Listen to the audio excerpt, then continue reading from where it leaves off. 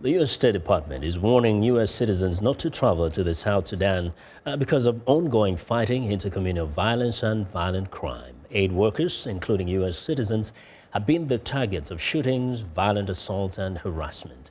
For analysis on the situation in South Sudan, I'm joined by Brian Adeba, Associate Director of Policy at ENAF Project. Brian, welcome, and it's good to have you with us today. Thank you. Now, first, we know that there has been ongoing tensions in South Sudan. Do you find this advisory fair? Yes, indeed. I mean, at the moment, continuous fighting is spreading all over the country.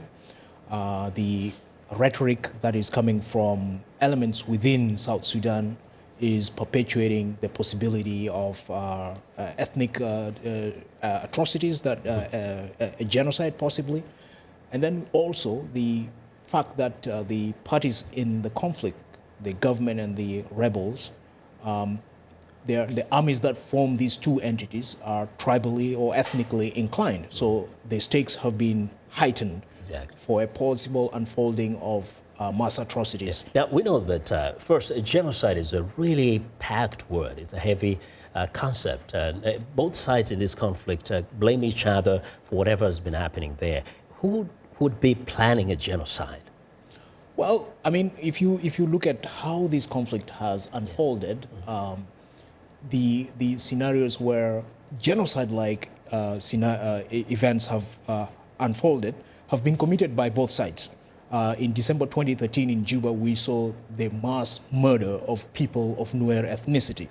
This was reciprocated by the rebel troops when they captured towns like Bentiu in Upper Nile, towns like Malakal, and towns like Bor, where the rebels are predominantly Nuer. And they went on a killing spree of people who are Dinka. And in December 2013, the government army, which is ethnically dominated by the Dinka, committed the same atrocity on Nuer civilians resident in Juba. Now, it's always good to get someone like you to kind of put things in perspective, because when you talk to officials on both sides, they deny their side doing anything. And they always talk about just being in defense, in a kind of a defensive position.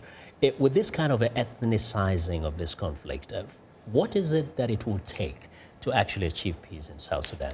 Well, at the moment, let's talk of the peace deal itself, which is dead, and it needs to be revived. And for that to happen, it really needs the intervention of external actors.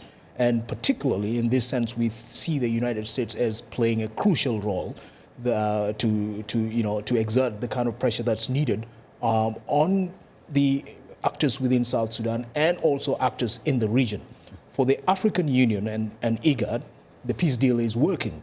And the government also thinks the peace deal is working. We all know that it's dead.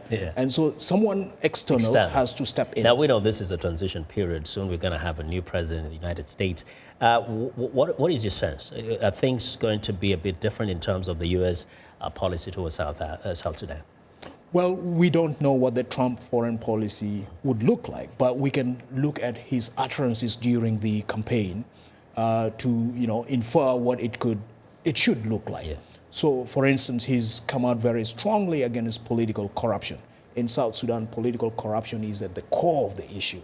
It's what perpetuates the violence that's happening. It's what perpetuates the looting of public coffers by officials. So this is where we see that the Trump administration can also can draw from the statements he's made during the campaign trail. Secondly, Trump himself as a businessman is used to building leverages with partners to bring them to the table. So that gives hope. Yeah, that gives us hope that the United States can use the leverage at its disposal to bring the two parties together. Thanks, Brian. Thanks a lot for your perspectives. Thank you.